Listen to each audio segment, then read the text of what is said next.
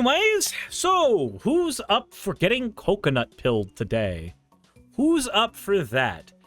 I'm up for that. Let's talk about possible presidential nominee Kamala Harris.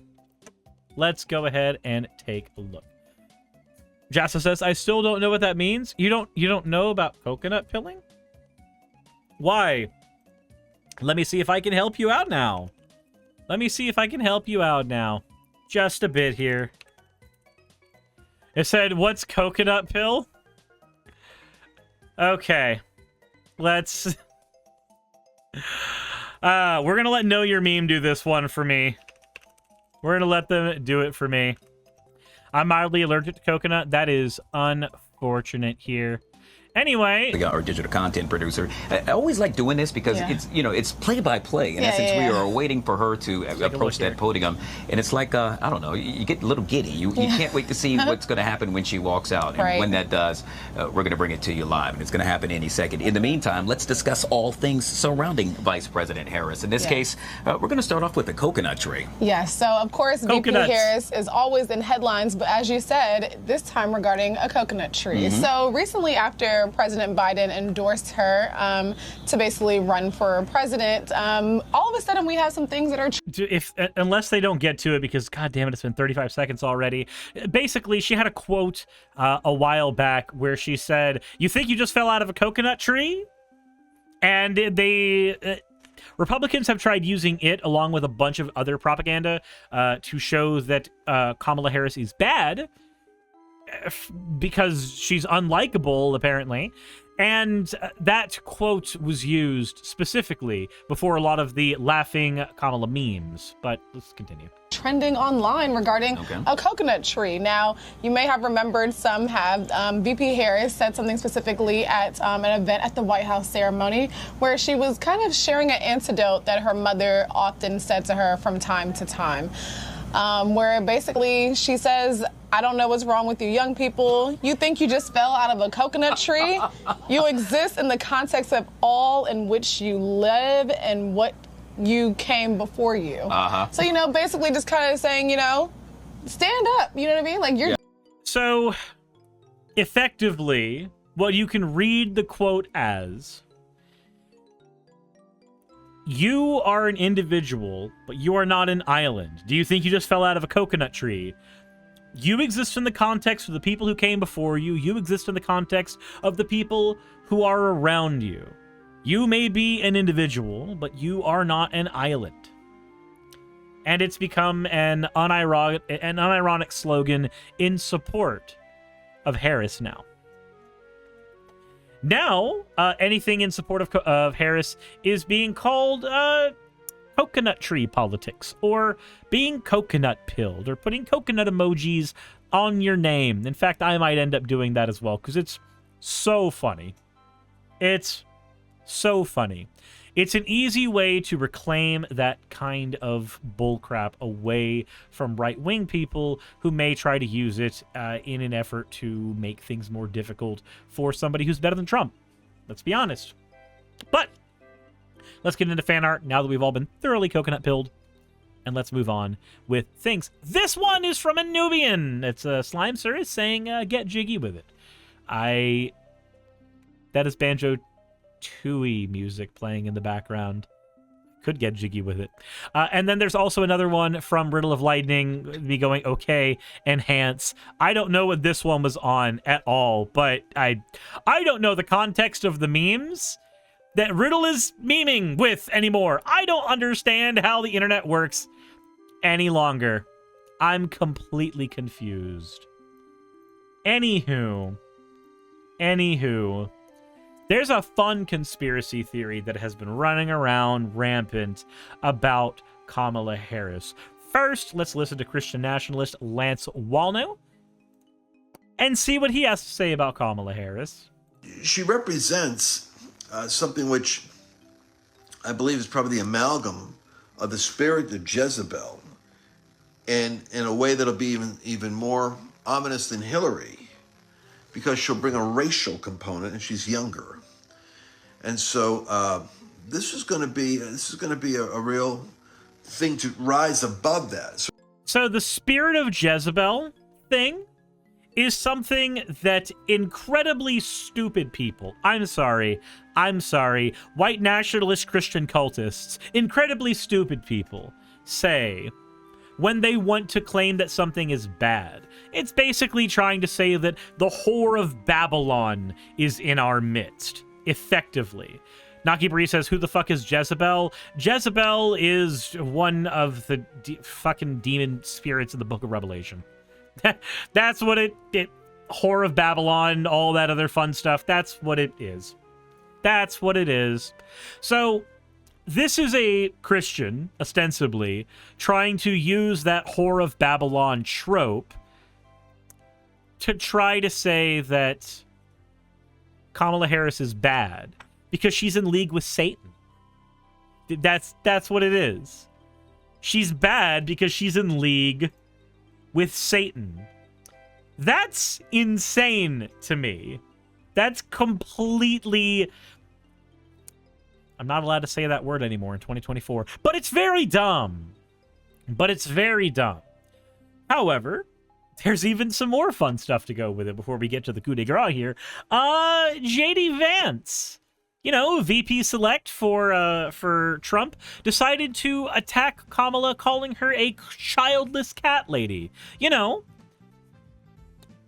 Kamala Harris, mother of multiple stepchildren, childless cat lady. Apparently, according to this person, according to JD Vance, the only children that matter are your biological ones, not the ones that you have adopted, not the ones that you raise with your partner because you are a stepmother. No. Those don't matter. So if you are a conservative, for instance, who might have a child who is not related by blood to you, maybe it would be a good idea to reevaluate any positive feelings you have about JD Vance because he's obviously got bad feelings about you. He's channeling them through the idea of Kamala Harris, but if you're in a room with a bunch of black people and you say, these fucking dumb black people around me, and then you look to the one black person you've known for longer than them and go, not you, you're one of the good ones, that doesn't make it better. So the fact that he's doing it towards Kamala Harris means by extension he's doing it to all of you. Every single one of you. But like I said, we are not at the fun part yet. Oh, no. No, the fun part is James Lindsay. It calls himself an anti-communist now, though I don't think he's ever actually met a commie. It says, let's talk about the Kamala Harris saying, to see what can be unburdened by what has been. Let's go ahead and take a look at the quote specifically. I can imagine what can be and be unburdened by what has been. What can be unburdened by what has been. What can be unburdened by what has been. What can be unburdened by what has been. What can be unburdened by what has been. What we can see, what we believe can be unburdened by what has been. What can be unburdened by what has been. What can be unburdened by what has been. What can be. So, it's a catchphrase. That's it. Kamala Harris is a anime character. This is a catchphrase. This is her data bio. This is her believe it. This is her it's time to duel. This is her let it rip. This is her I choose you. That's what this is. It's just a fucking catchphrase. That's all it is. But according to James Lindsay, let's talk about Kamala Harris saying, to see what can be unburdened by what has been. This phrase, which she repeats all the time, is not mysterious. No, it's not. It's very easy to understand what the fuck it means. It's very easy to understand what the fuck it means. Look forward and don't worry about your past. Your past doesn't define you. Who you are right now does. Super simple. Super easy. Anybody with an 8th grade education can get that. But no. James Lindsay here. Super soldier for people with really, really tiny brains. This phrase, which she repeats all the time, is not mysterious. It's esoteric. It is occult. It is a Marxist and Luciferian incantation, and that's easily seen. Marxist? How? Luciferian. Stop making shit up. Lucifer doesn't exist. I'm sorry. I have to do this. Every single one of you that believes demons exist, like demons actually exist, need to actually prove it. Because if you can't prove demons exist, then you're all doing the make-believe thing. Every one of you. Consistently. This is a make-believe enemy. This is James Lindsay not understanding what the fuck words mean and making up an enemy so that he can say that Kamala Harris is serving under that enemy. It is psychopathic Saturday morning cartoon villain bullshit. How is it Marxist? Marxism, you know, the basis for a few branches of communism that was very heavily argued against by Kropotkin, who's far more socialist, who's far more worried about infrastructure. What the fuck does that phrase have to do with Karl Marx? What? This is just the yes we can quote, or Obama's change quote. That's all this is. Let's Go Brandon is as much a mystic, Luciferian, bullshit demon term as anything else. It says, what esoteric means here is that it has hidden meaning. It looks and sounds like goofy nonsense. It only sounds like goofy nonsense because it's coming from somebody who has a vagina. That's the reason why James Lindsay thinks it's goofy nonsense. It's because he can't take women seriously. I'm going to be honest, it is just that. It is just sexism. 100%. Sexism specifically against cis women, but it's still sexism. It looks and sounds like goofy nonsense, but it isn't. People who know. That is, it's coded and Gnostic in its formulation, and the principle she's articulating is ultimately Luciferian, hermetic a la Marx. So, what is he doing right now? What is he doing? Like, what is the one brain cell that James Lindsay is known for that is caught between his head and his dick? What is that brain cell doing? I'll tell you exactly what it's doing. It is failing to use leftist language. That's what it's doing. What's something that we talk about a lot on the left? We talk about dog whistling and stochastic terrorism. We talk about the fact that there are certain phrases, there are certain words, there are certain numbers that when put together don't seem like they mean anything, but if a person who knows, then suddenly they're part of it. Right? So, a couple of examples of this. Somebody has a username, AssBlaster1488. Well, if you've been on the internet long enough, I'm not going to tell you what it is until you tell me what it is in the chat. I know exactly that most of you should know exactly what 1488 means when you are at the end of that particular phrase. Likewise, if somebody decides that they're going to do the, 1620? I can't remember the exact one. This one, I don't know if you actually will know offhand. I don't remember if it's 1620, but it's a date one where they talk about the day the King James Bible was penned, 1676 or something like that. And that one is to try to get like Baptist Christians who are extremists all on the same page. The 1488 one, yeah, it's the KJV one I was thinking of specifically. The 1488 one, thank you, Shadow. I'm just going to go ahead and read off Shadow Wolves because they've got it right. 14 is a reference to the 14 words, and 88 is a numerical alphabetical symbol for HH, which stands for Heil Hitler, the leader of Germany in the 40s. Correct.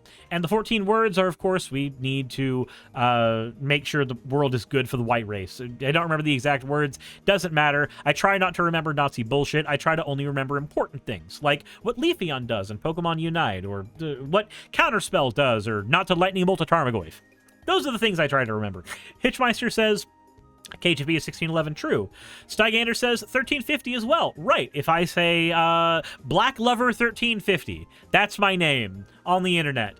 What does that mean exactly? Well, anybody who's been on this side of the internet knows long enough that that is a reference to the 13%, 50% racist meme. Despite making up only 13% of the United States population, one race of people are responsible for over 50% of its violent crimes. Now, it's a stat that is completely farked up, even if technically true per FBI stats, but tends to be inaccurate in the long run when you remember that black neighborhoods tend to be very over-policed. But the fact that I even have to go into any of those qualifiers shows how effective it is. If I wanted to make a whole bunch of normies not understand that I was being racist, but I wanted to still signal to a bunch of people that I am racist, what would I do? Well, I'd put 1350 at the end of something. And if they tried to, say, hey, did you know that means something racist? But no, my name's Black Lover 1350. Why would I be racist? I love black people outside of my country. I love them so much when I'm killing them in Resident Evil 5. What are you talking about? I could never be a racist. I've got a color TV. Like, it's a way to pretend that you don't know what you're doing. It's plausible deniability. That's what it is.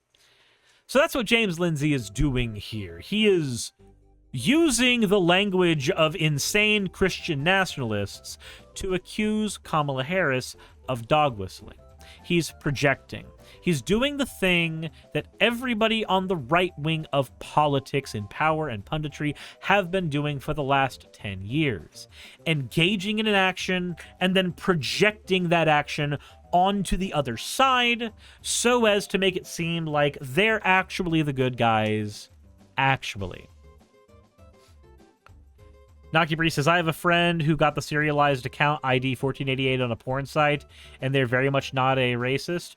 Cool. That is the point of a dog whistle. Just like this one. Just like this one right here. If I do this one, what does it mean? To most sane individuals, it's the OK symbol. But if I do that out in the open, in the middle of a crowd, and then somebody just happens to come over to me and they're like, hey, I saw what you were doing there. I saw what you were doing there. And I just wanted you to know I agree. I agree. Well, suddenly, I've done the white power dog whistle. To most people, it means absolutely nothing. But there is an entire database on the ADL of different words and phrases and combinations that are used quite often by people on the internet to try to hide these things that they are doing. Red Jager says, oh, I see it. Yeah, when you're doing this, it's the W and then the P. That's why you've got that there. And it looks like an OK symbol, and that's what makes it seem so fine. Because, I mean, I'm just saying, okay. Okay. That's all I'm doing. But that's what makes it an effective dog whistle. And all James Lindsay is doing here, and I'm not going to go in the rest of his fucking psychopathic rant about Baphomet's tits. I'm not going to do that, because I respect my audience too much for that. Wasn't the OK as a dog whistle thing just a meme, though? Funny story, Nakibri. Here's what ended up happening with that. The OK symbol as a dog whistle started as a Chan board meme. And then, after it became a meme, actual white supremacists started to use it after it was done as a joke. It quite literally is the best argument for Poe's Law of all time. It began as a joke and evolved naturally into actual blatant usage. The story behind that particular one is fucking insane to me. But I remember us covering it a lot during Trump's presidency. Like, a lot. But I like the statue. A lot of 4chan things start as jokes. Yep, it does. Give them an inch, they take a mile. Yup. Yup.